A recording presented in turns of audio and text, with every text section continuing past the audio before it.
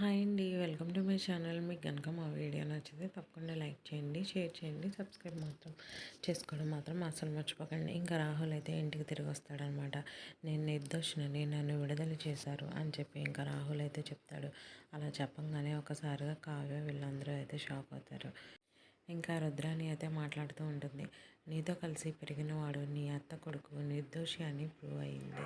విడిపించమని నా కొడుకుని కొంగు చాచి అర్థిస్తే 4 మంచి వాక్యాలు 10 పురుష పదాలు నాకు చెప్పి ఆ వాక్యాలు నా కొంగులో పడేసి చేతులు దులుపుకుని నీ తల్లితో పాటు తరలి వెళ్ళిపోయావే అని చెప్పి మాట్లాడుతూ ఉంటుంది.